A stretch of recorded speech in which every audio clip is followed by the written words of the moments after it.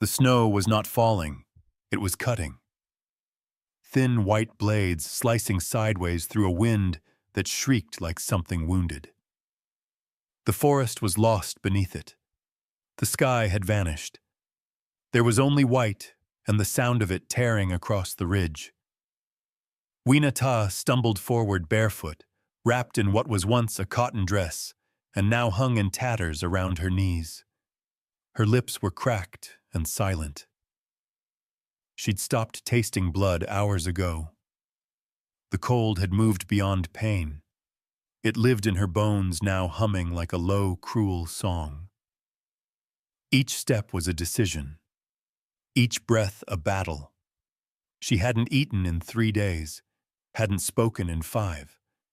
The last voice she heard was her own screaming into the trees when the man who promised to help her rode away with her satchel and left her to die. Now there was nothing left but motion forward, toward the flickering light ahead. A single lantern swaying on a crooked beam. A cabin. Her numb hand reached out, once struck the wood with a soft thunk. Then again, knock. A pause. Knock. Knock. Her knees buckled. The porch caught her like a cradle made of stone and frost. Her shoulder hit the steps. Her temple thudded once against the wood.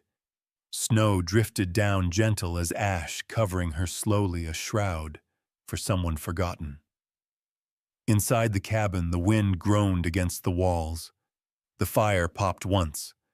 Then the door opened. A man stood there, tall and still, shaped like someone who had become the mountain itself. His hair was black and threaded with silver, tied back with a leather strap. His beard was rough, his coat patched, and his eyes dark as riverstone in rain locked onto the body on his porch. He didn't curse, didn't call for help. He moved. In 2 steps, he was beside her. He pressed 2 fingers to her neck. Still breathing. Barely. Without a word, he bent low and lifted her into his arms. She was light, not in the way of angels, but in the way of someone who had nothing left to lose. The door slammed shut behind them. The cabin swallowed them whole. He laid her on the bench near the hearth. The fire licked low, but it still gave warmth. He peeled off her soaked dress eyes, never lingering.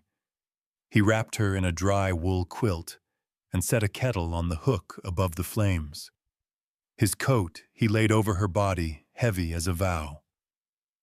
From the hallway, 2 children peeked through the shadows. The older one, a boy of about 11, had a knife in his hand and a question in his eyes. The younger, a girl no more than 6, held a worn doll and whispered around her thumb. "Is she dead?" "No," the man answered. His voice was gravel and smoke. "She's breathing. Barely." The boy stepped closer. "Should we send her back?" The man looked at him. "Back where silence." The girl inched toward the stranger on the bench. Her curls were wild, her eyes wide. "She looks like a snow spirit," she whispered. The man didn't smile, but something softened around his shoulders. "She's not," he said. "She's a woman, and she's here now. This mountain keeps who it chooses." The woman didn't wake that night.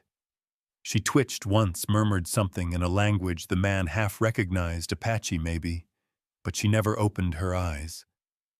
The children slept curled near the hearth. The man sat in his chair, knife in hand, sharpening it with slow, rhythmic strokes.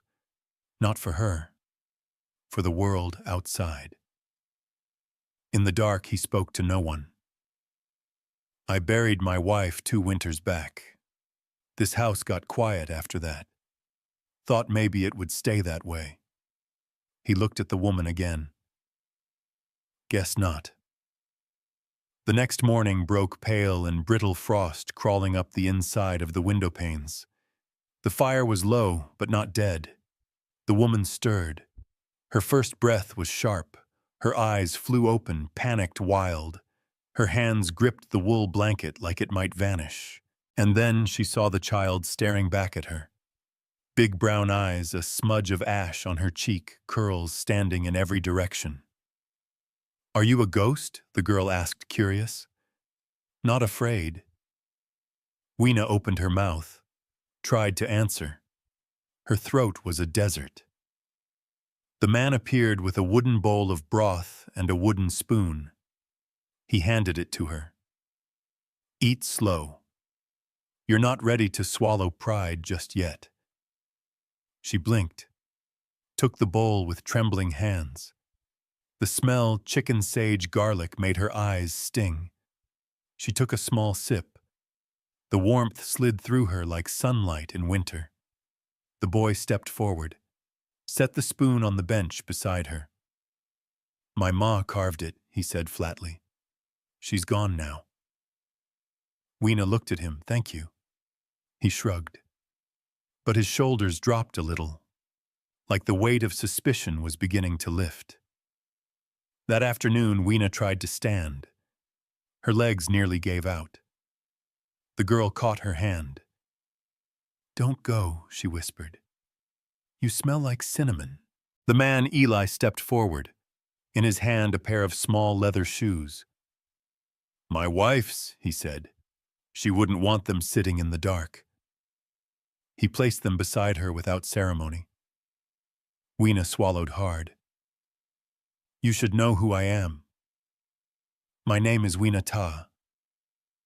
My father, he was Edward Ta, the man who signed the papers, the one who took this land." Eli didn't blink. "And yet you're the one starving on my porch." She looked down. "I should go, you can try," he said. But the mountain already decided. That night she slept inside the house. The girl curled up beside her. The boy kept the fire going. Eli stood by the door listening to the wind. Outside snow. Inside breath and bread, and something like the beginning of peace. Weena was up before the fire caught. The cabin was still cloaked in the hush that follows deep snow. She crouched near the hearth, her breath misting the air, as she stirred the pot Eli had left simmering low overnight. Bone broth, maybe elk, she didn't know. But the scent grounded her. Familiar in the way warmth is familiar after too much cold. She'd folded the quilt carefully. She didn't want to seem like she'd grown too comfortable. She hadn't. Not yet. A creak behind her. She turned fast, too fast, nearly knocking over the ladle. Thomas stood in the doorway. The knife in his hand wasn't raised, but it wasn't hidden either. Its blade caught the glow of the fire. His eyes narrowed, sharp and serious beyond his years. "You stealing?" he asked. Weena blinked, stunned. He wasn't angry, just testing. She didn't answer right away. She straightened up slowly, hands visible. "No." Thomas didn't move. His grip tightened slightly. She nodded toward the pot. "I was just stirring. You're all asleep. Figured it would burn if I didn't." Still no change in his stance. The blade looked older than him, worn bone handle, dull in the middle where fingers had gripped it too many times. "If you're not here to steal," he said finally, "then stay long enough to prove it." The words were calm, flat, and somehow more cutting than the knife. Weena let out a slow breath. That fair Thomas gave a small shrug. He stepped past her and crouched beside the hearth to check the fire. His eyes stayed on her a moment longer, then dropped. The knife disappeared into the sheath on his belt. That Weena knew was as close to an invitation as she'd get. Later that morning, Eli came in from chopping wood. Snow melted off his shoulders in thick droplets.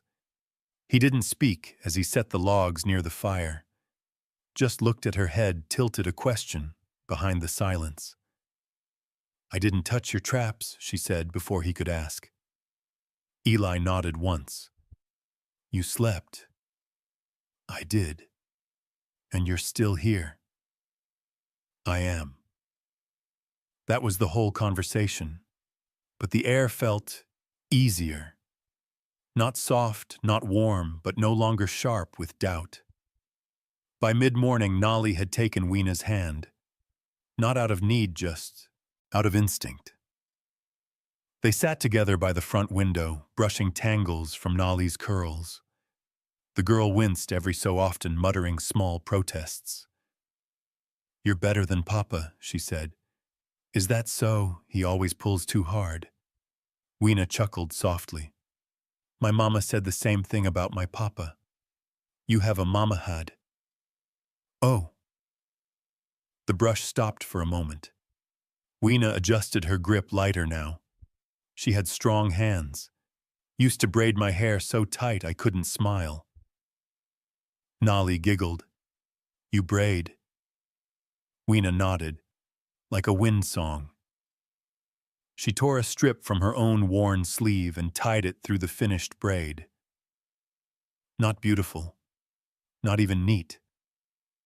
But Nolly turned her head back and forth, admiring the weight of it all the same. Now I look like a horse, she said proudly. Weena grinned. Then a beautiful one. Thomas kept his distance most of the day, but Weena caught him watching. Always from the edge's doorway loft to the far end of the porch. He was measuring her, watching not what she said, but how she moved. What she touched. What she didn't. That night, while Nolly played with buttons on the floor, Weena stood at the table helping Eli skin a rabbit. He handed her a carving knife without a word. She took it steady. He watched her cut. She didn't flinch. You've done this before, he said. Plenty. Your father teach you no. She wiped her hands. My uncle. He lived high up in the hills. We ate what we caught, or we didn't eat. Eli paused. Your Uncle Apache half, like me. His gaze lingered. Lena Two Rivers might still live out here, he said finally. You'd know her, Weena's fingers stilled. By name. She was a friend of my mother's once. She might be worth knowing again. It wasn't a suggestion. It wasn't quite a warning. Just a marker in the road. That night the cabin felt different. Thomas didn't sit so far away. Nolly rested her head on Weena's lap during a story. The snow outside had eased, and the wind didn't rattle the windows as fiercely. Weena found herself looking at the door less, and the fire more. At dawn, Eli stood near the hitch post, arms folded, staring out toward the trail. She stepped onto the porch behind him, wool blanket around her shoulders. The snow sparkled like crushed glass. He didn't look at her. There's a rider coming. She squinted toward the ridge. Just a dot now, moving fast. The wind shifted. Horseshoe clinks, a coat flapping in the gust. Friend of yours, she asked. No, Eli said. His jaw tightened. That's trouble. They both watched in silence. The horse crested the hill. Black coat, wide hat, leather gloves, and in his hand a rolled sheet of paper. Eli stepped off the porch. Weena didn't move. She already knew what it was. Already knew whose name was on it. Inside the cabin, Thomas stood by the hearth again, holding that same old knife. But this time he wasn't guarding the door. He was guarding her. And when she looked at him, he didn't look away. A name can kill you faster than a bullet out here. That would be the next chapter's truth. And the mountain, the one that kept her, would soon ask, was she still running or ready to stand? The hooves hit hard. Snow scattered beneath iron shoes as the rider drew closer, slicing across the clearing like a shadow cast too long. His coat snapped behind him like a storm flag, black and stiff with frost. His hat pulled low shadowed most of his face, but the smirk beneath it was plain as daylight. Weena stood just inside the doorway, one hand braced against the frame. Thomas was beside her now, his hand still on the hilt of his knife, but no longer out of suspicion. Something else had rooted there, something older than trust, but just as fierce. Eli stepped forward into the cold. No weapon drawn, no words yet. Just the steady stillness of a man who had seen more than his share of threats and learned that silence often hit harder than noise. The rider yanked the reins. The horse stuttered to a halt in a burst of steam and snow. "You Eli Strong Bear?" the man asked. His voice carried the gruff scratch of too many cigarettes and not enough conscience. Eli's arms stayed crossed. "Who's asking?" The man reached into his coat, pulled free a rolled paper, and tossed it toward the porch. The wind caught it, twirled it once, and slapped it flat against the steps. Weena flinched, even though she didn't move. She already knew what it said. She'd seen copies before, tacked to walls in towns she dared not enter, passed between men who smelled like gun oil and cheap whiskey. Still, she stepped forward. The name was there in bold print. Her name. Or rather, the name she'd been born into. Wanted Weena Ta, accomplice to a state conversion fraud, suspected accessory to unlawful seizure of protected tribal lands. Reward $200. Dead or alive. The bounty hunter chuckled, amused by the quiet. Pretty girl like that, shame. But paper's paper. Eli didn't blink. "That all you brought?" the man shrugged. "A few questions. A few ropes. Maybe a bullet if it comes to that." "Not here it won't." The man smiled. "Big talk for a widower with 2 kids and no badge." Eli's eyes turned colder than the wind. "I buried my wife under a red cedar tree because she believed land was something you shared, not something you stole. That girl in there didn't steal anything. Her father did." "Well, now," the hunter drawled. "Ain't that convenient?" He leaned forward in the saddle. "Look, I'm not here to argue morality. I'm here for the bounty. Either you hand her over or I come back tomorrow with men who don't ask." Behind him, the wind howled. A storm was building again. "She's got till sundown tomorrow," the man added. "Then I stop being polite." He turned the horse with a jerk and galloped off the way he came, hooves slicing the snow in angry kicks. Eli waited until the sound vanished into the trees before picking up the paper. He stared at it a long moment. Then he crumpled it in his fist.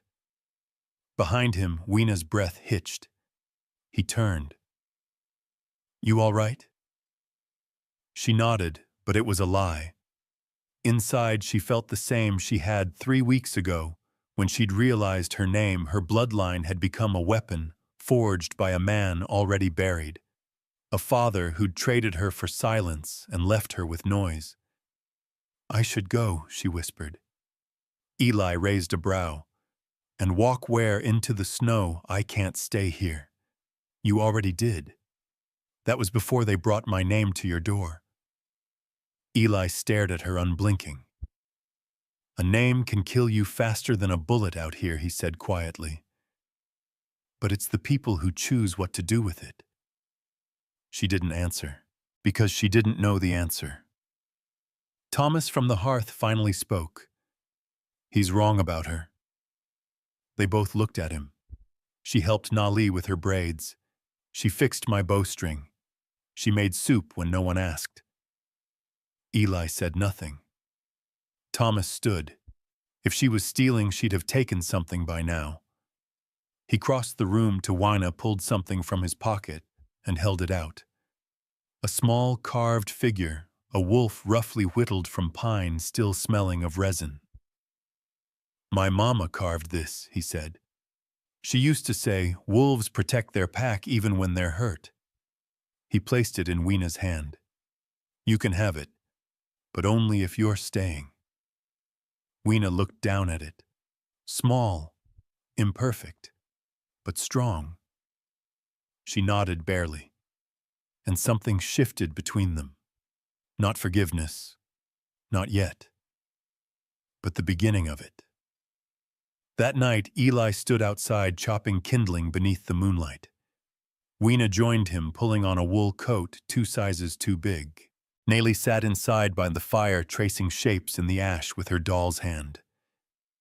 "He'll be back," Weena said. "I know, and he'll have more than words next time." Eli nodded. "That's what storms do. They gather." She looked at him.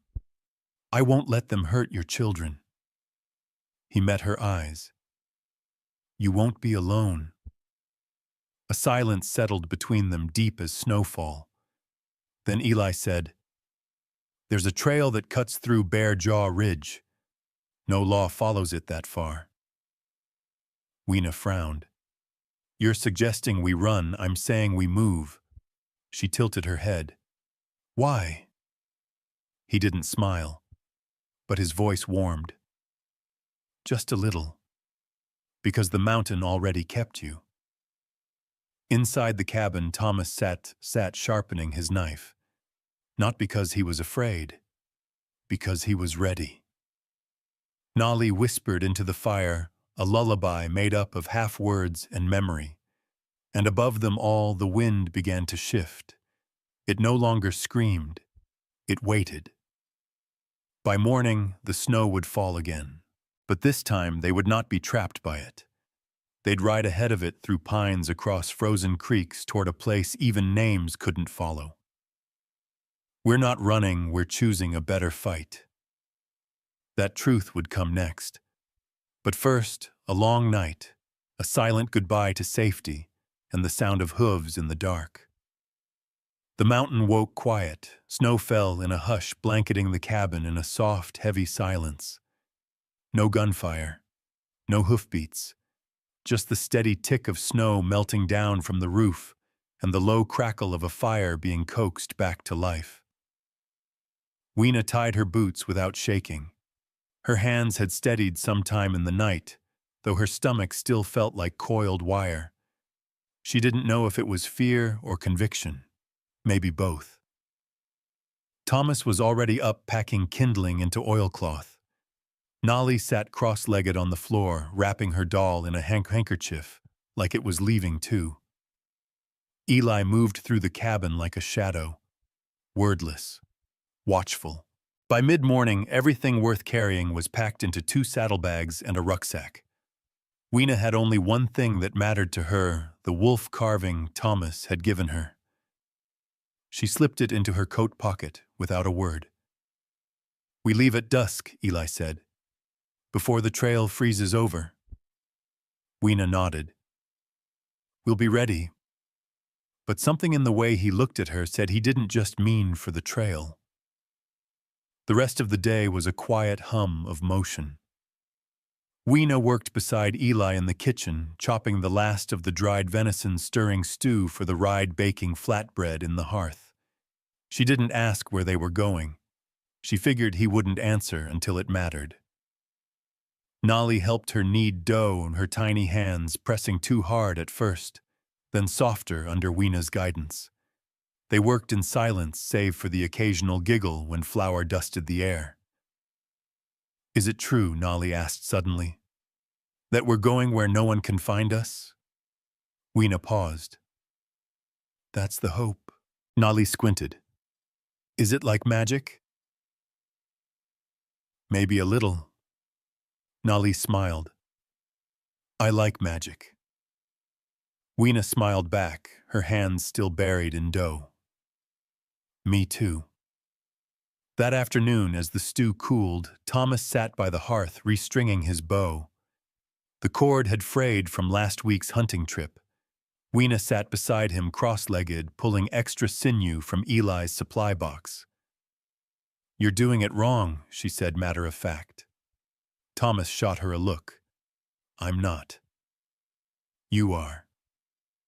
She took the bow from him, twisted the fiber slightly, looped it differently, then handed it back. Stronger that way. He tugged it. It held tighter. He glanced up. Who taught you that? My uncle, she said. He hunted elk through the Black Mesa. Couldn't read a map, but he never missed a trail. Thomas smirked. Bet he couldn't bake bread. Weena gave a dry laugh. Not even toast. Thomas didn't say anything else, but when he finished tying the last knot, he handed her the bow without asking. She gave it a final pull, solid. He nodded once, and it meant more than thank you. By twilight, they stood at the edge of the woods behind the cabin. Nolly was wrapped in Eli's thickest coat, strapped gently to his back. Her cheek rested against his shoulder. She was already asleep. Thomas carried his bow and a pack. His eyes were sharper than ever. He looked like he belonged to the wild now, not the hearth. Weena adjusted the scarf around her mouth, one hand bracing the rucksack on her shoulder. She took one last look at the cabin. Not for nostalgia, just to remember what survival looked like. They moved fast, Eli in front, cutting through snow with practiced steps. Weena followed close behind, her breath clouding. Thomas brought up the rear alert, always looking back. They didn't talk. Words used warmth, and they needed every bit of it. They made it halfway up the ridge before Weena slipped. Her boot struck ice under powder, and she went down hard, knee-buckling beneath her. A sharp cry escaped her lips. Thomas caught her arm before she hit again. Easy, he said. She gritted her teeth. I'm fine. Eli turned eyes, scanning, jaw clenched. His gaze found her knee, then her face. You sure, he asked? I said I'm fine. He knelt in the snow, helped her to her feet, checking the joint with careful hands. You're pushing it. We don't have time for me to be fragile. No, he said. But we make time for what matters. Weena swallowed that. The snow kept falling soft but steady. They walked again. The trail narrowed as night deepened. Pines loomed overhead, old and skeletal. Somewhere in the dark, an owl called. Somewhere farther, wolves answered. By the time they reached the old prospecting shaft, Weena's legs ached and her fingers throbbed. Eli climbed over a broken beam, helped Nolly down gently, then pulled her close against his chest. Thomas lit a small fire with flint and steel. The cave filled with a flickering amber glow, enough to chase off the worst of the dark. Weena knelt beside Nolly, brushing hair from the girl's fever-warm face. The cold had caught her. Weena pressed cloth torn from her underskirt to Nolly's forehead and began humming not a song she remembered, just one that came. Hush now, little star, hold your light inside the night. Let the dark be what it is, you are more than this. Thomas sat near the wall, his arms around his knees, silent. Then softly, she never sang, not after Ma died. Weena didn't look up. I sing when I'm afraid. Thomas tilted his head. You afraid now? Yes, she whispered, but not for me. He sat beside her close this time. She likes your voice. I'm glad, Weena said. He hesitated, then leaned against her arm. Just a little. Mama, he said. It was not a question. She turned to look at him. He didn't pull away. Weena closed her eyes and rested her hand on his back. Yes. The fire cracked. Eli sat across the flames, watching. Something shifted in his eyes. Not surprise, not approval, just peace. Like something that had been waiting had finally settled. They didn't sleep much that night, but they weren't restless either. The wind outside howled for a while, then softened. Inside it was warmer than it had any right to be. At first light, Eli stood at the cave's entrance. He pulled his coat tighter, staring out at the rise beyond. Weena stepped up beside him. "What now?" she asked. He looked out over the snow-drenched valley. "We keep moving," he said, "until we find a place where no one doubts us, where we belong." Weena glanced back toward Thomas, still asleep with Nolly curled into him, and she nodded. That place, wherever it was, wasn't a fantasy anymore. It was a direction, a compass set by loyalty, not law. They packed in silence, and as they left the cave, their footprints vanished behind them, swallowed by the mountain. In the distance, old trees waited, and so did someone Weena had only heard of in childhood. Lena Two Rivers. The next bend in the trail wouldn't lead to rest. It would lead to memory. The trail narrowed into something more memory than path. Eli led them higher into the trees where the pines grew dense and ancient, where even the snow seemed to whisper instead of fall. By midday, the cold had sharpened to the kind that didn't ask permission. It crept into joints, settled behind eyes, took root in the spine. The sky was the color of slate, thick with more snow to come. Weena walked beside Thomas now. Her knees still ached from the fall 2 nights before, but she said nothing. He didn't ask. He just kept pace, bow slung across his shoulder, a quiet alertness in every step. Nolly rode bundled on Eli's back, her face hidden in his collar, soft breathing, the only sign she was awake at all. They hadn't spoken much since the cave. Something about what had passed between them, the name Thomas had given her, had changed the quiet. It wasn't silence born from strangers anymore. It was the quiet of people who had already said something important. But when they reached the fork in the ridge, Eli stopped. "This is where we split." Weena blinked. What Eli nodded toward the narrow deer trail that veered off west into the shadow of a low wooded slope. "That leads to Two Rivers." Weena's breath caught. She hadn't heard that name in 10 years, maybe more. The last time was in her mother's stories, fragments, really of a woman with eyes like river ice and hands that could pull fever from a child like string from a knot. "She's still alive?" Weena asked. "She's older," Eli said. "But she's there. She'll see you. You're not coming. I've got the kids, and the hunters behind us. Someone has to keep moving, keep them looking in the wrong direction." Weena shook her head. "I'm not leaving you. This isn't leaving. This is returning." He looked at her, his voice lower now. "You carry something you haven't named yet. Lena will help you see it for what it is." "What do I tell her?" Eli hesitated, then said, "Tell her you're your mother's daughter. That'll be enough." He took a step back, adjusting Nolly on his back. Thomas stepped forward, offering Weena a small leather pouch. "For the trail," he said. "Dried meat, some ash cake." She took it. "You didn't have to, I know," he cut in. "But you'd do it for me." Weena swallowed. She reached out, gently touched the back of his hand. "Thank you." Thomas turned and walked back to Eli's side. He didn't look back. Weena watched them vanish down the left fork. Then she turned west into the deeper woods. The wind changed with the trail. Here the cold felt different, older maybe. It didn't bite. It watched. Weena moved slow, every step deliberate. Her mother had spoken of this place like it was half dream, half memory.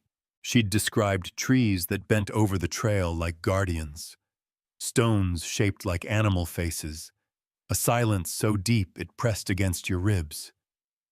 And it was all here. After nearly an hour, she saw smoke threading through the trees. Not chimney smoke, fire pit smoke, thin and sweet with cedar. She crested a small ridge and saw the dwelling. It wasn't a house. It was a home shaped from earth and bone, a round structure sunk into the hill, covered with hides and pine boughs. Runes carved into the stone doorposts. Animal skulls hung in careful, respectful places. And beside the fire sat Lena Two Rivers, hair white as birch braided down her back, wrinkles like riverbeds, eyes sharp, pale gray, unsettling and beautiful at once. Weena didn't speak. She didn't have to. "You're late," Lena said without looking up. Weena stood frozen. I didn't say I was expecting you. I said you're late. Your spirit's been knocking on my dreams for 3 nights. Lena looked up now, and your mother hasn't shut up since. Weena's throat went dry. "You knew her?" she asked. Lena stood, bones creaking like old branches. She approached slowly, stopped within inches of Weena's face. "I knew the woman she became," she said, "and the girl she was.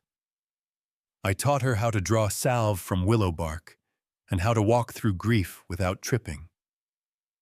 Lena's hand came up, brushed just barely against Weena's cheek. "And now you're here, carrying all the wounds she left behind." Weena's eyes stung. "I don't know who I am anymore." Lena nodded. That's how all good stories begin. Inside the dwelling it was warm, heavy with herbs and smoke and thyme. Weena sat cross-legged beside the fire as Lena ground dried leaves into powder, mixing them with resin. "For the little one," she said. "She's carrying cold in her lungs." Weena nodded. "I'll take it back to her." Lena paused. "You'll take more than that." She reached behind her, pulled out a small bowl made of black stone. Inside it, ashes. "This is your mother's final fire." "I kept some." Weena stared. "She asked me to. Said her daughter might need to see what light looks like when it's finished burning." Lena held the bowl out. "Go to the spring," she said. "Pour this in. Watch what reflects back." Weena took it with both hands. The stone was warm. Outside, snow had begun again, but softer now, as if the forest had changed its mind about being cruel.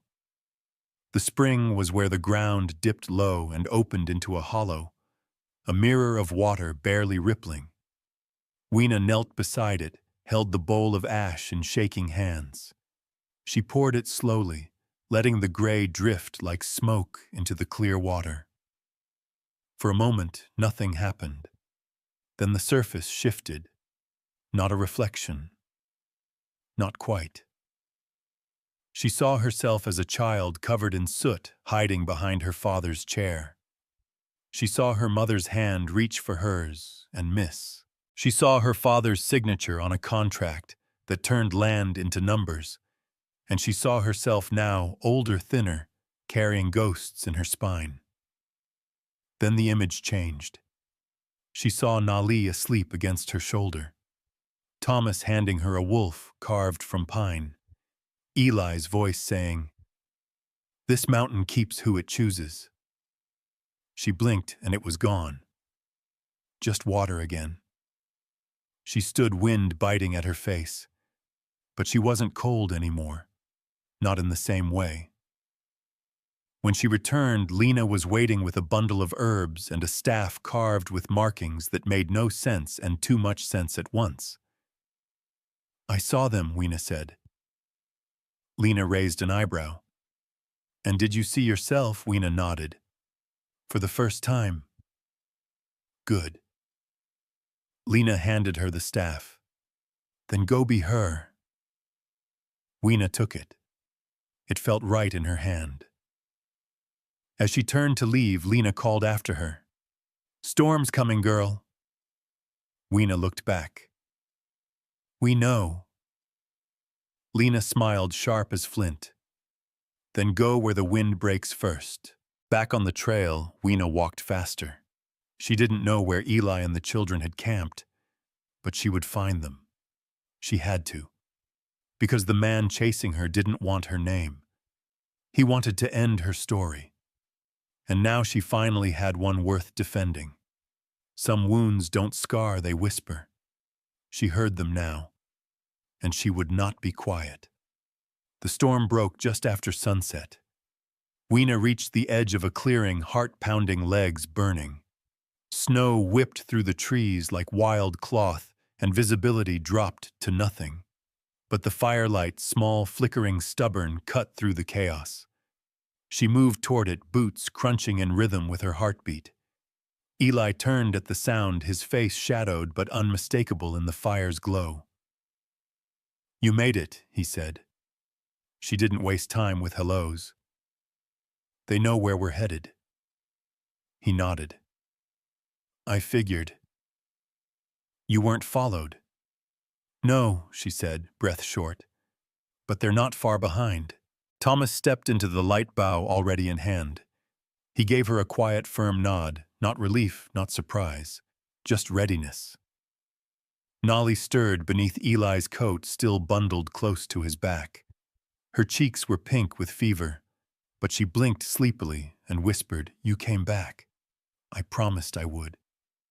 Weena murmured, kneeling to stroke her hair. "Did the woman have magic?" Nolly asked.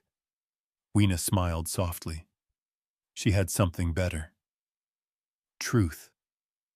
She stood and turned to Eli. "We don't have long." He nodded toward the saddlebag. "Got your things ready. The north trail's narrow, but we can hold them there." Weena looked around. "There's no shelter. We need more time. That's what this buys us." Thunder cracked in the distance. Then hooves. 6. Maybe more. The bounty hunter didn't wait till morning. Eli didn't curse. He didn't look afraid. He only said, "Take Nolly. Go west. Stay low." Weena reached for the child, who clung to her neck like instinct. Thomas stepped beside Eli. "I stay." Eli looked at him. "You sure?" Thomas set his jaw. "She fixed my bow. She taught me to hold it right." Eli grunted. That was all the approval needed. Weena's throat tightened. "I'll come back for you both." "You better," Thomas said, not looking at her. She pulled Nolly tighter against her chest and backed into the trees. Branches slapped her cheeks. Snow clung to her lashes. But she didn't stop until she could see nothing but black and hear nothing but wind. Then a gunshot. She flinched, crouching behind a boulder, shielding Nolly with her own body. Another shot, then 2 more, but none closer. The sound stayed in the distance, at least for now. Nolly trembled. "Is Papa okay?" Weena kissed her temple. "They're smarter than the men chasing them. That matters more than guns." But she didn't believe it entirely. She looked up at the treetops, trying to gauge the direction. Then she turned west again, trudging toward the next ridge. She didn't know if Eli and Thomas would hold the trail. She didn't know if anyone would still be standing when the sun came up. But she knew this running had never been the plan. Only surviving. And now, something bigger. The fight didn't last long. The bounty hunter Craig had brought 3 men and a mouthful of arrogance. He hadn't expected resistance. He hadn't expected the shot from the ridge above or the pit Eli had dug into the path the day before. 2 horses went down hard. 1 man broke his arm in the fall. The 3rd turned and ran the moment Thomas fired an arrow just inches from his foot. Only Craig remained. He stood at the center of the clearing, soaked in snow and rage, his pistol drawn, and Eli standing 10 feet away, axe in hand. "You think this changes anything?" Craig spat. "You can't run from what's printed on paper." Eli didn't move. "We're not running," Craig sneered. Then you're dying. Thomas stepped into view, arrow nocked aimed right at the man's chest. I wouldn't, he said. Craig's smile faded. Kid, don't be stupid. Thomas didn't flinch. You want her, then you take us all. Eli spoke again, lower now. This mountain already chose who gets to stay. Craig's finger twitched. Thomas's grip tightened. A long, brutal pause. Then Craig lowered his pistol. He laughed once, bitter and ugly. Fine. You win the hill. But the law doesn't forget. And neither do men like me. He turned, dragging his wounded pride behind him, and disappeared into the dark. Thomas lowered his bow. Eli put a hand on his shoulder. That's twice you didn't miss. Thomas didn't smile, but the tension in his face eased. Where's Weena? He asked. Eli looked west, waiting. Weena climbed the final ridge just before dawn. Her legs ached. Her back throbbed. Nolly had finally dozed off again, her fever easing slightly from Lena's poultice. But Weena's mind was elsewhere still, with the echo of gunfire, still seeing Thomas's face, brave and too young to be holding that kind of courage. When she saw them, two figures moving through the trees, slow and steady, her breath caught.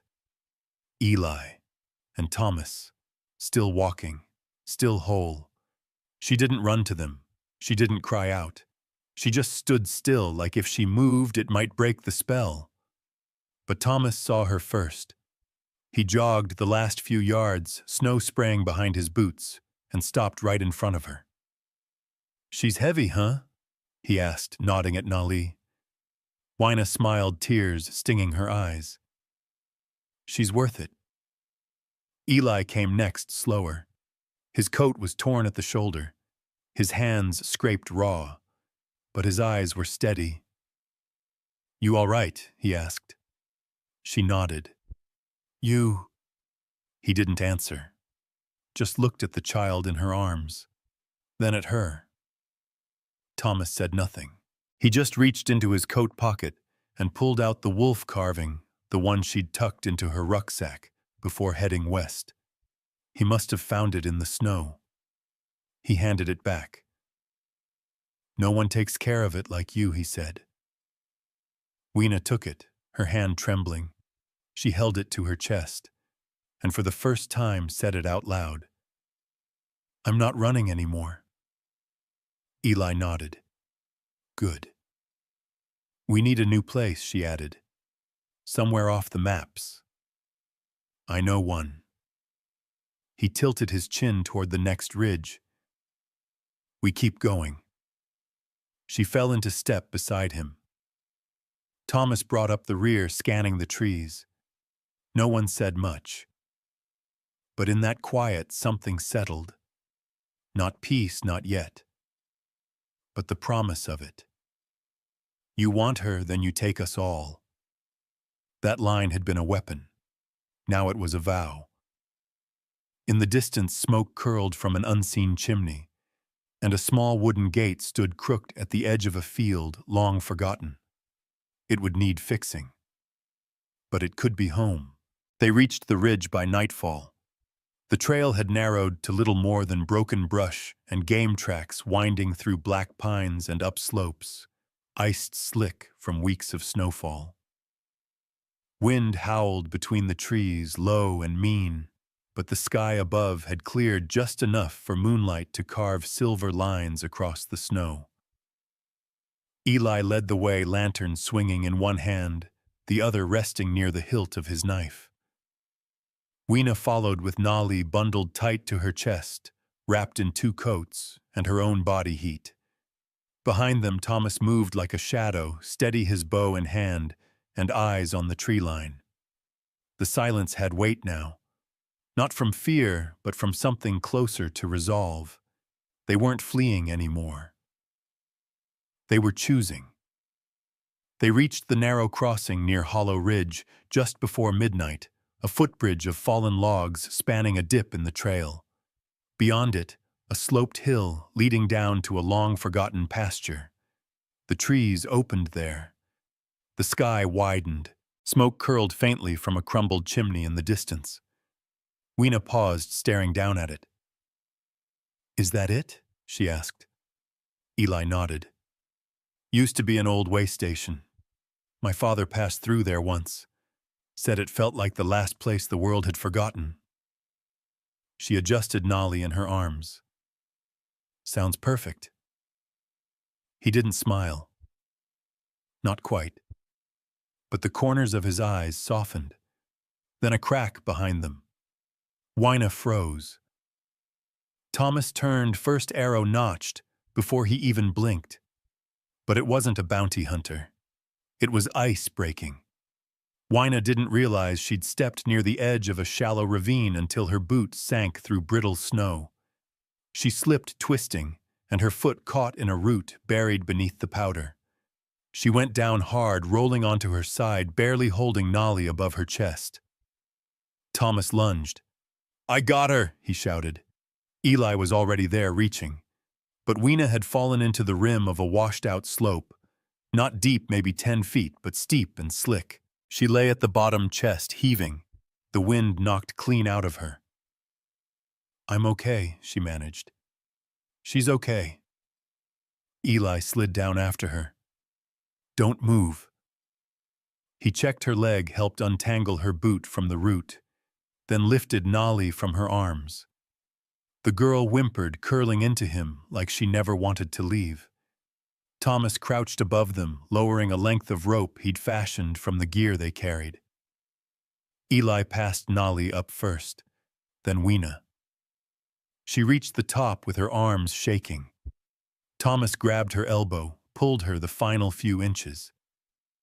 "You could have broken your neck," he said, breathless. She collapsed to her knees, snow clinging to her lashes. Eli climbed up last, brushing off his coat.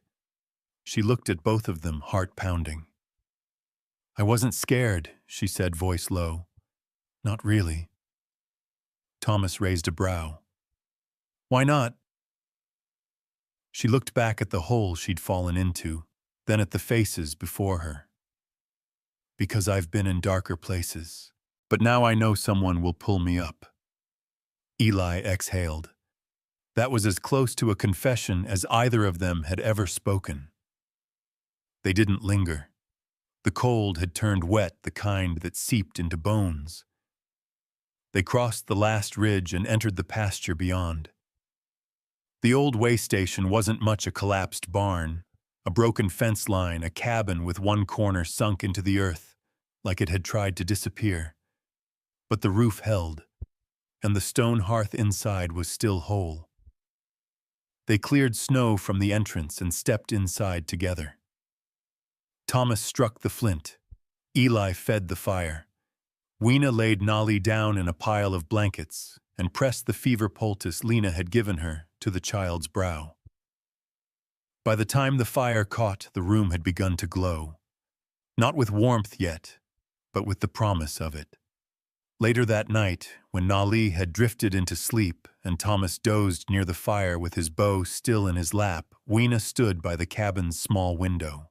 Eli was beside her, sharpening his knife against a flat stone quiet. "You always carry that blade," she said. He nodded. "It's seen more storms than I have." "Mine's in my voice," she said. "Didn't know that until recently." Eli looked at her. "You've got more than one weapon." Weena smiled. "You think I'm dangerous to the right people, yes." She didn't disagree. Eli set the knife down. "My wife, she fell into a well 3 winters ago. Snow covered the edge. She never saw it." Weena turned. His voice was too calm for such a sentence. "I wasn't there," he continued. "She took Thomas to town. I stayed behind to repair the roof." He didn't blink. I've never forgiven that choice. Silence pressed in. The fire crackled. Weena stepped closer, not to comfort, but to share the weight. She left you to keep them warm, she said. That's not a mistake. Eli finally met her gaze. Tonight felt different, he murmured. Weena nodded. Because none of us are falling alone anymore. They didn't touch, but they didn't have to. There was something in the way they stood, two halves of the same scar, finally stitched. In the morning, the snow had stopped. Nolly's fever had broken.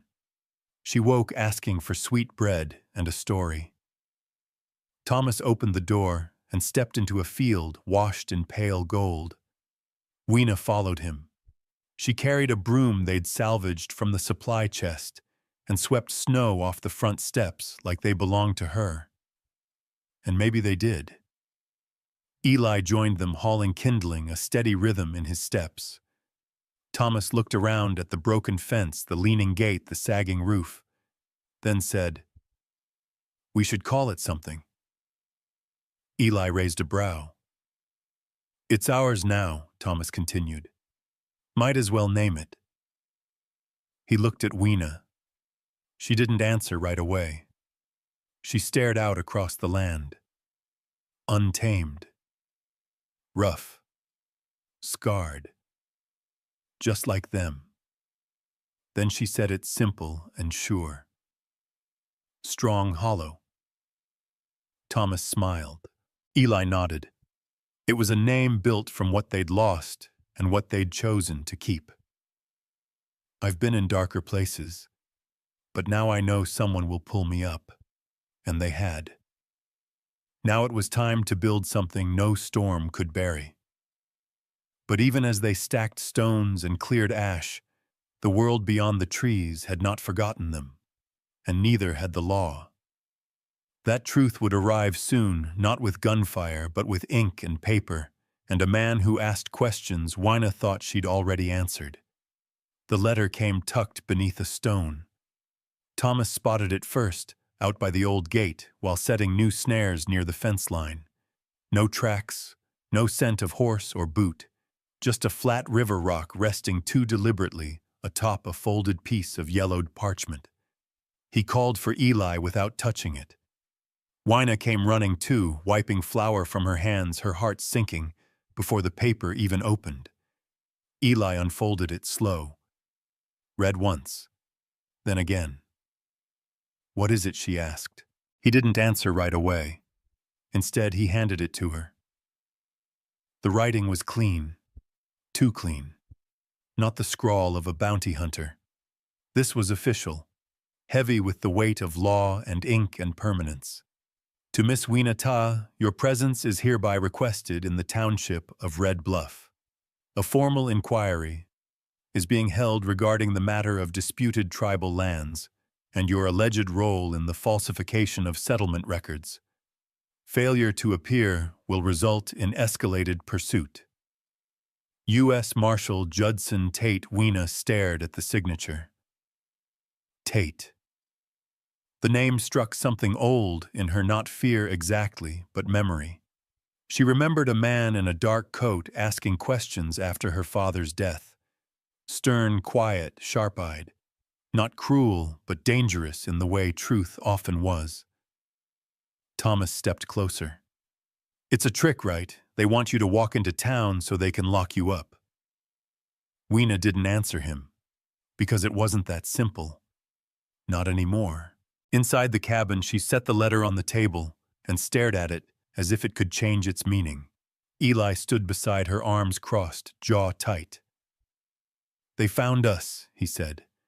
Not angry, not surprised, just tired. Weena shook her head. "No. They don't know where we are. If they did, there'd be men, not a letter." He leaned on the table. "Then what is this?" She touched the paper. "A test. They're asking if I'll stop running." Thomas's voice came from the doorway. "You already stopped." Weena turned. He stood there, mud on his boots, his face older than it should have been. "When you stayed after the ravine." That was it. Weena's voice was barely a whisper. I don't know if it matters to them. It matters to us, Thomas said. And it might matter to people who still care about what's right. She looked at Eli. You think I should go? I think you already know you will. She exhaled slowly. I can't ask you to come. Eli looked offended at the suggestion. We don't let wolves walk alone. They packed at sunrise. Not like before, not in fear, not in flight. This was different, measured, prepared.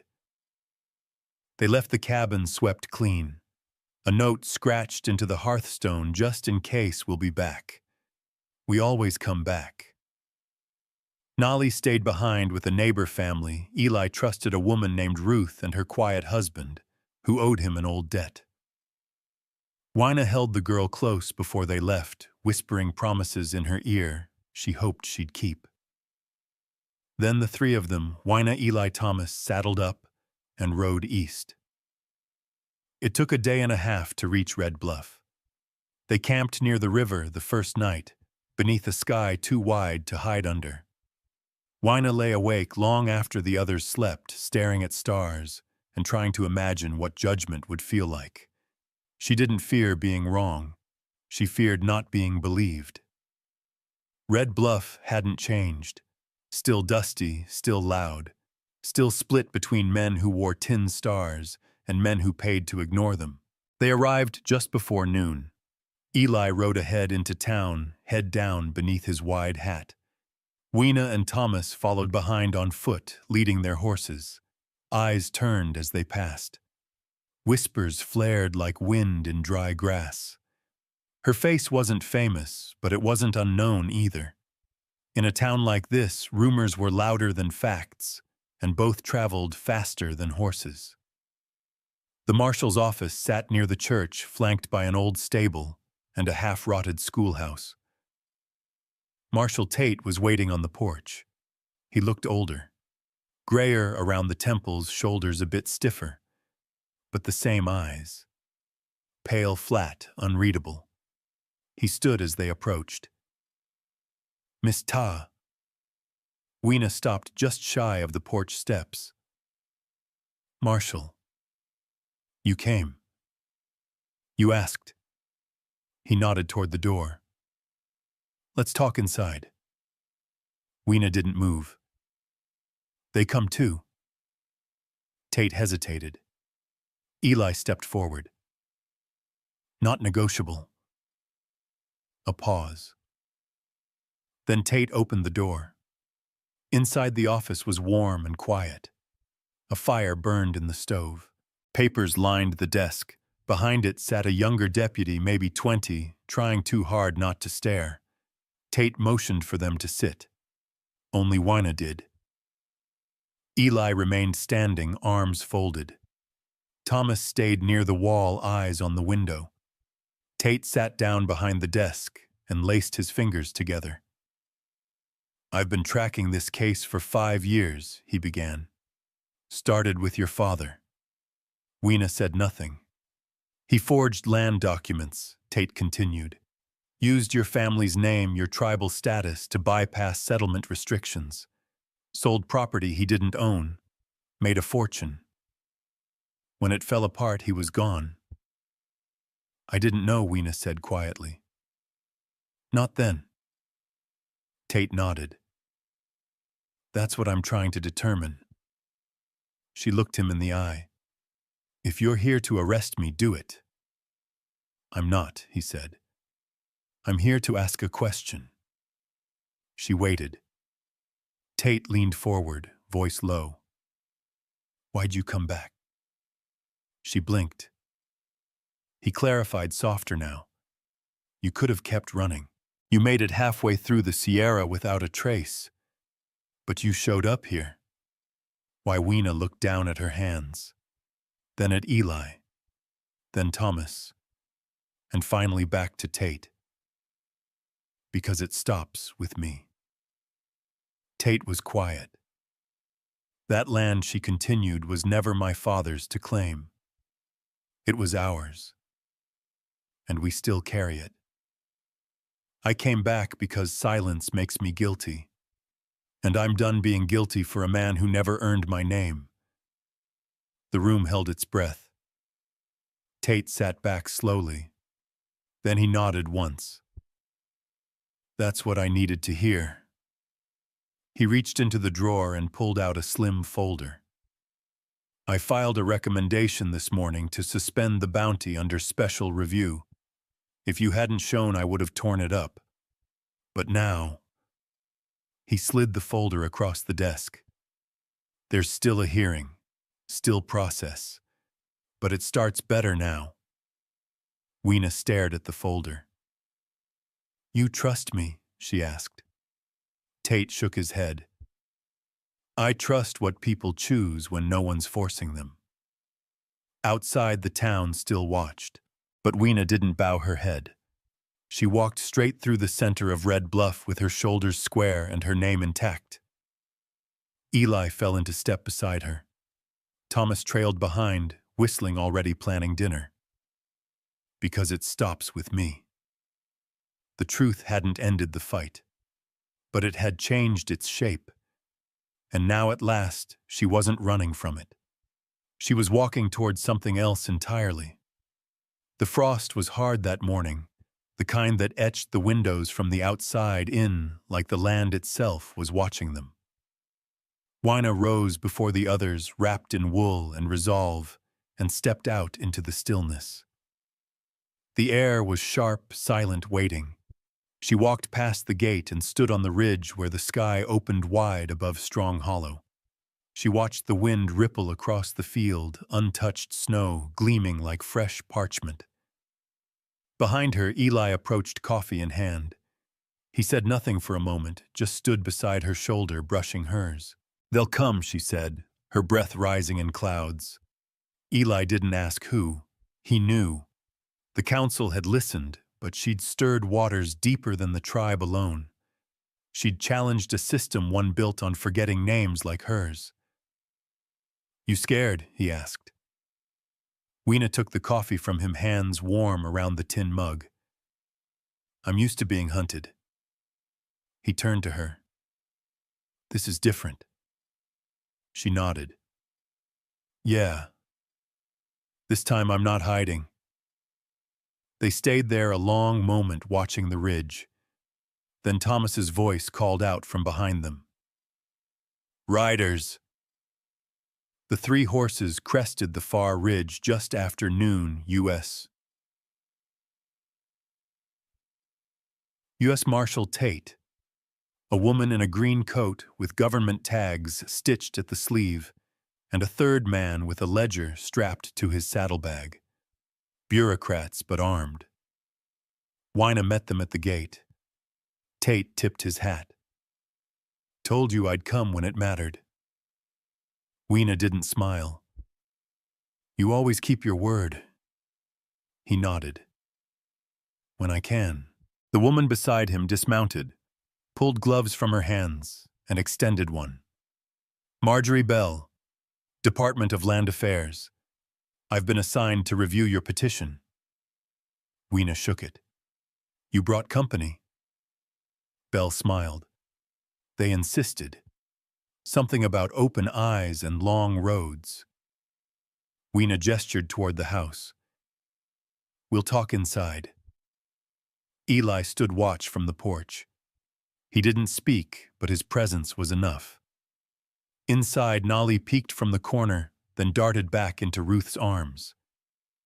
Thomas sat near the hearth, cleaning his bow with slow, careful movements. Marjorie Bell opened the ledger. Before we begin, you should know we reviewed the 1857 transaction. Your father signed under an alias, but the tribal witness never did. Weena blinked. You have the original. Bell nodded. Found it in the war archives. Misfiled under military requisitions. Tate added they were going to toss the whole drawer. Weena sat down slowly. So what does it mean? Bell looked at her evenly. It means the original claim never closed. If the witness never signed the land, was never lawfully transferred, which makes the entire chain of ownership invalid. The room went still. Eli stepped forward. All of it, Tate confirmed. The whole stretch. 4 watersheds. All of it. Weena swallowed. Her throat felt tight. So, what now? Belle leaned forward. Now we ask if you're ready to fight for it legally. It'll take months, maybe years, but if you stay loud, if the tribe joins you, we can take this all the way. Weena looked at her hands. Scarred. Dirt under the nails. Calloused from carrying others and herself. She looked at Eli, then at Thomas, at Nolly peeking through the curtain. She exhaled. I didn't come this far to stop at the courthouse doors. Marjorie smiled. Good, because they won't open easy. Weena stood. Let's build something louder than paper. Later, after the visitors left, after the wind died down, and Strong Hollow settled into another cold dusk, Weena sat on the porch with a stack of old letters beside her. Not hers. Her mother's. She read them one by one. Some were burned at the corners, others barely legible. But they were full of dreams and rage and something else too grief-shaped into instruction. Thomas brought her a blanket. She didn't look up, but he sat beside her anyway. Eli stepped out next, carrying the wood carving, again the wolf she'd returned to him, now sanded and stained. He set it on the porch rail. You named her, he asked. Weena nodded. She's called Hollow. Eli raised an eyebrow. Like the place, she shook her head. Like what's left when silence leaves. That night they built a fire higher than before, not for warmth, for signal. It cracked into the sky like a flare. From across the ridge they saw 3 more fires light up, then 4, then 7. Other camps, other families. They'd seen the visitors, heard the word, and they were answering. Let's build something louder than paper. Weena stood there, wind in her braids, ash on her fingertips, and watched the fire stretch toward the stars. For the first time in years, she didn't feel hunted. She felt heard. Snow returned 3 days later, sudden and hard, as if the mountain had remembered what season it was. Strong Hollow weathered it well. The roof held. The fire burned steady. And for once they had enough supplies not to count every bean and pinch every grain. But snow meant isolation. No messages in or out. No word from Elk Tongue. No updates from Red Bluff. Just silence and time. Thomas sharpened arrowheads at the table. Eli spent his mornings repairing the barn door. Weena, restless, tried to read, but the words blurred. Her mind kept drifting to the fires across the ridge, to the families who'd answered her, to what they might be risking. Midday, she stepped out onto the porch and stared at the sky thick with falling white. Eli joined her arms, crossed face unreadable. They'll come, won't they? She asked. He didn't ask who she meant. Instead, he nodded. Yeah, maybe not all at once, but one by one. She looked back at the cabin. We need to be ready. Eli gave a half smile. We are. That night someone knocked. Weena opened the door to find a man and woman huddled in snow-wet coats, faces raw from cold. Behind them a child no older than Nolly. We heard there was a place, the woman said. A place that didn't forget. Weena stepped aside. Come in, she said. You're home now. By the end of the week, 6 more arrived. A young widow who'd been run off her claim by a railroad crew. 2 brothers from Lakota Territory, carrying handmade documents and bruised knuckles. A woman named Sari, who could read land better than any map. They brought stories, hunger, and fire. Strong Hollow became more than a home. It became a haven. They rebuilt the barn, added bunks to the main room, reinforced the root cellar, and turned the old shed into a smokehouse. Eli taught the newcomers how to patch leather. Thomas showed the youngest how to string a bow. Weena handled the ledger who arrived what they carried, what they needed. Every night the fire circle grew larger. So did the rumors. That Weena Ta was building an outlaw town. That the mountain was a place of resistance. That she had magic in her voice, not to cast spells, but to bring people back from the edge. They weren't entirely wrong. But with every arrival, Weena felt the stakes rising, and with them the pressure. Late one night, after everyone else had gone quiet, she sat alone at the table tracing the pages of the land files Belle had left behind. Names, parcels, laws older than justice. Eli walked in, wiping grease from his hands. "You sleep less than Thomas," he said. She didn't look up. "There's too much to do." Eli took a seat across from her. "You've done more than most." "That's the problem," she whispered. "I'm not most. I'm the daughter of the man who broke it. Every piece I fix still fits into his shadow." Eli reached for her hand. His fingers were calloused warm. "Then break the shadow." She looked at him, startled. He said it again, slower this time. "Break the shadow before it breaks you." She breathed in deep, then nodded. The next morning she made a decision. She sent Sari and the Lakota brothers back toward Red Bluff with a letter unto the courts, but to the press. If the law was slow, the people didn't have to be. "Let them write about it," she told Eli. "Let them write about a woman fixing what her father broke." He nodded. "Truth makes a louder noise than bullets." "Most days," Thomas added. "But it helps to have both."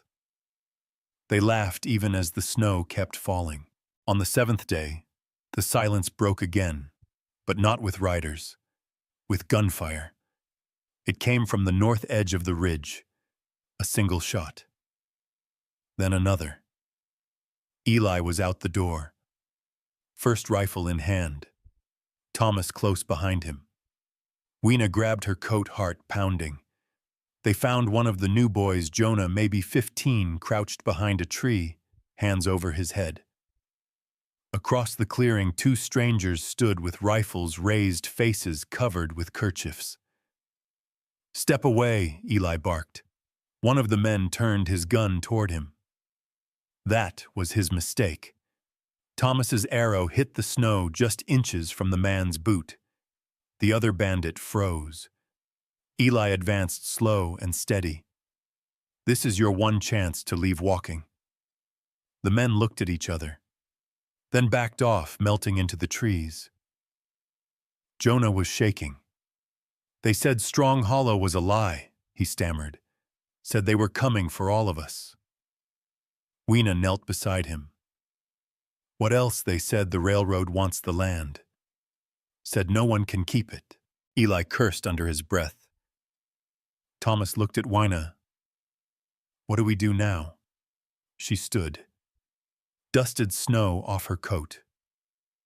"We don't flinch," she said. "Not for steel, not for fear." Jonah looked up. "Will they come back?" Weena didn't hesitate. "Yes." She turned to the others. "And we'll still be here." That night the fire was quiet. No stories, no singing. But the silence was solid, not from fear, but from readiness. Weena stood near the edge of the porch, staring out at the dark. She knew what was coming. This wasn't about her anymore. Not just. This was about all of them. What they were building. What they refused to lose again. Break the shadow before it breaks you. She didn't know if they'd win, but she knew she'd built something worth fighting for. And this time she wasn't standing alone. The snow had started to melt. Little by little, patches of brown earth peeked through the drifts, soft and wet, like the land was trying to wake up. But with the thaw came movement, and with movement, danger. 3 days after the gunfire, Strong Hollow received a visitor. He came alone, wearing a duster soaked through at the hem, a silver chain glinting beneath his collar, and papers tucked into a leather case slung across his back. He didn't ride fast. He didn't shout. He just walked his horse into the clearing like he belonged there. Eli spotted him from the lookout and signaled down. Wina came to the porch, coat-buttoned rifle leaning against the wall. The man removed his hat. "Name's Ellis Crow," he said, voice smooth. "Federal Liaison for the Railroad Act Reclamation Board. I'd like a word." Wina didn't smile. That word better be short. Crow dismounted. "You've got people squatting on condemned land." "No one here's squatting," Eli said, stepping beside her. Crow opened the leather case and removed a stamped packet of documents. "These lots were seized 5 years ago by federal declaration after your father's fraudulent transfers invalidated their chain of title. And now, you're hosting fugitives on property that doesn't legally belong to anyone." Thomas approached from behind the cabin bow across his back. "They belong to us," he said, "because we're the only ones who never left it behind."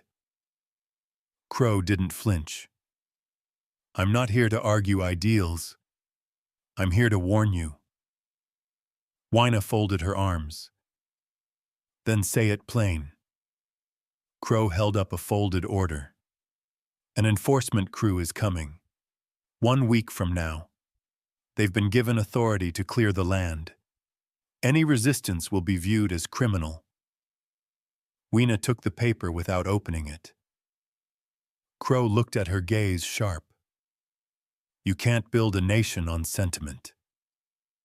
She met his eyes. Calm. Cold. "No, but you can start one with a stand." He waited, but she didn't flinch. Finally, he turned, mounted his horse, and left without another word. They watched him disappear down the ridge trail. No one spoke. Not yet. That night they gathered everyone in the main room. The fire was low. Nolly slept against Ruth's shoulder. Faces flickered in the firelight, worried, waiting, but not weak. Wina stood in front of them, Crow's order in her hand. "They're coming," she said. 7 days. No one gasped. No one panicked. Thomas spoke first. "We've defended worse with less," Sari added. "They'll come armed." Eli nodded. "So will we." But Wina raised her hand. "We're not going to war." Eyes turned to her. "We're not going to let them paint this as rebellion. We'll protect what we've built, but we do it smart. We let them see who we are first. What we are." She laid the paper down. "We make this place visible, unignorable." Sari looked at her. Wina took a breath. "We open our doors. We open our land. We call the press, the tribal council, the church, even the mining guild. We show them Strong Hollow is real, that it's not a secret. And when the enforcers come," Thomas finished it, "they'll have an audience."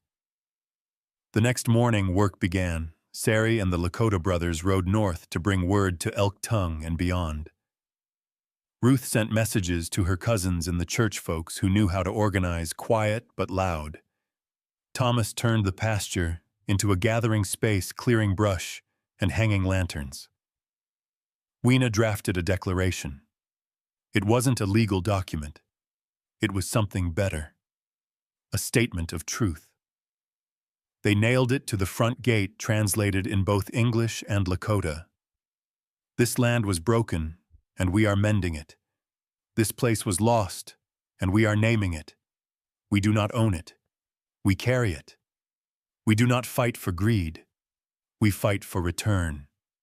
This is Strong Hollow, and we are still here. People started arriving 2 days later. A preacher from Red Bluff, a blacksmith and his wife who brought fresh nails and a cart of coal, a reporter from Denver who had heard whispers and wanted the truth. By the 5th day, nearly 30 visitors walked the grounds, shared food, listened to stories by the fire. They weren't there to fight. They were there to witness. That changed everything. On the 6th day, Weena stood alone in the field. Snow had melted to mud, the trees still bare, but Strong Hollow was alive. Children ran between tents, drums sounded at dusk, voices prayed over fires. She held her breath and listened. Then Eli joined her. "You scared?" he asked. She didn't answer at first. Then she nodded. "A little." He nodded back. "Good. Means it matters." She turned to him. "I used to think this was about my father, about cleaning up what he left behind. And now, it's about what I want to leave." She reached into her coat and pulled out the wolf carving. "I want her to have something better than stories of survival." He looked at the wood. "Then let's give her something worth remembering." That night, the final preparations were made. The watchpoints were manned. The food was portioned. The lanterns were lit all along the fence line. And under the stars, Weena stood before them all and spoke. Not long. Just truth. "No, but you can start one with a stand."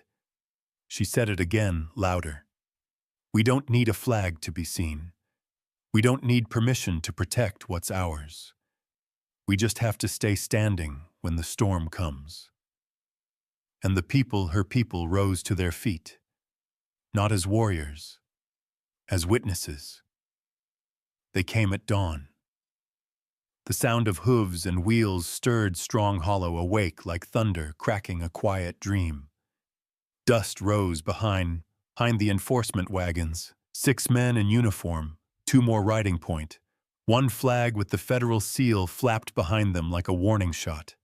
Weena stood already dressed on the porch, eyes fixed on the road, before anyone else had even moved. The others joined her slowly. Eli Thomas, Sari Ruth, the Lakota brothers. No one spoke, because there was nothing left to plan. The plan was presence. By the time the wagons crossed the first gate post, nearly 100 people lined the fence line. Residents, visitors, elders from Elk Tongue, travelers who had only meant to stay a night and chose instead to stand. The Denver reporter held his camera steady on a tripod. The preacher stood beside him with a Bible in one hand and a treaty in the other. Marshal Tate was not with them. Weena had not expected him to be. That wasn't the kind of war a badge could help her win. The lead enforcer, a square-faced man with a clipboard and tight gloves, dismounted.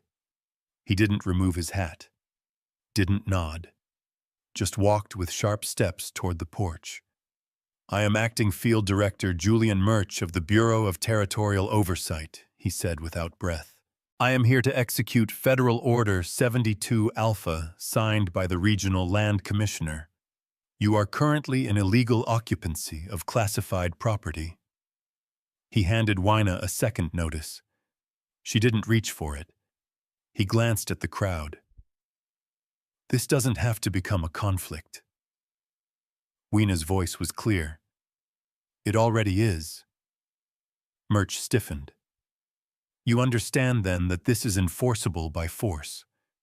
"I understand that everything behind me," she said, "is not your property.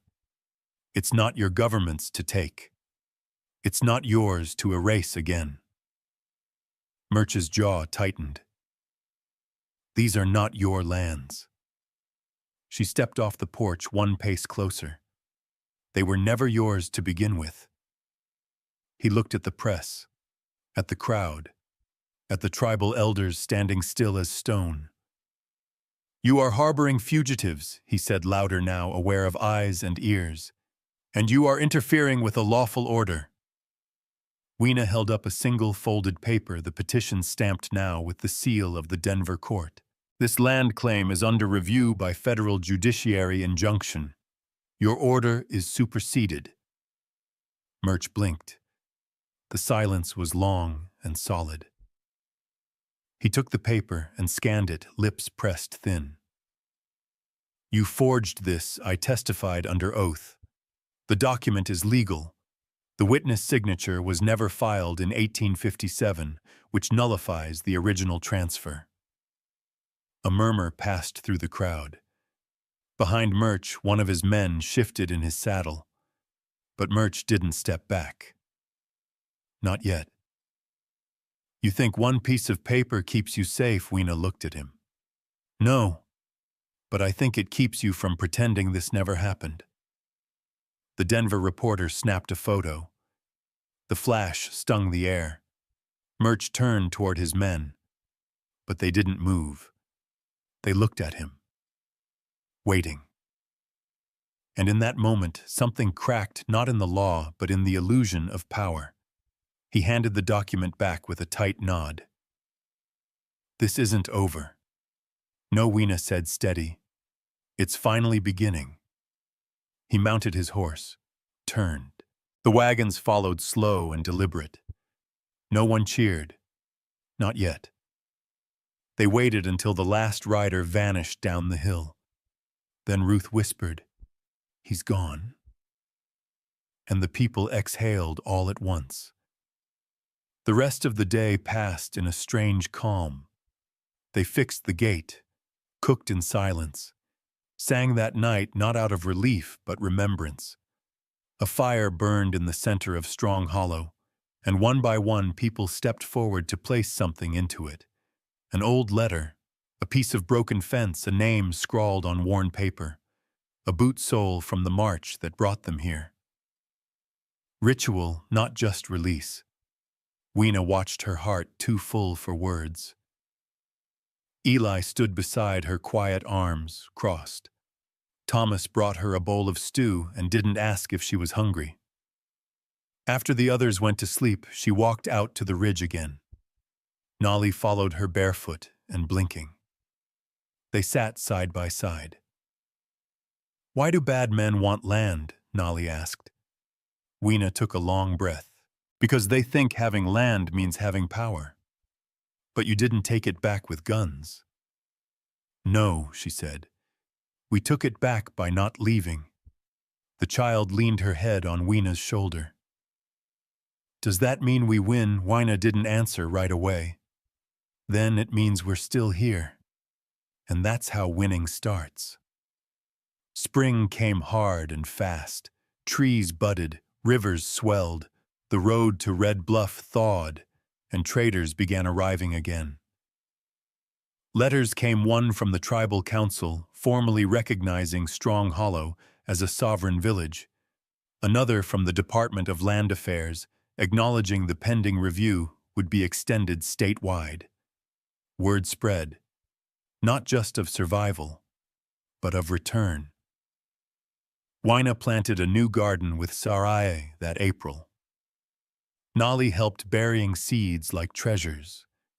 Eli built a second barn. Thomas opened a forge with a man from Kansas who claimed he could bend iron into poetry. At the gate, the wolf carving still sat, sanded smooth, shining in the sun. On its base, someone had etched words. Not Weena, not Eli, not Ruth or Thomas. Someone who had stood among the crowd that day and understood the fire they'd carried. What was broken was not lost. What was forgotten was not gone. We remembered, and we returned.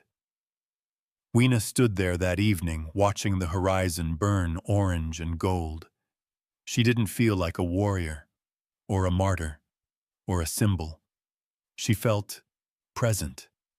whole in a way she hadn't known was possible. She closed her eyes, listened to laughter behind her, to a hammer ringing in the forge, to the soft rustle of wind in new leaves. And she knew then this story wasn't about reclaiming old land. It was about giving root to something new. We don't need a flag to be seen. We just have to stay standing. And so they did.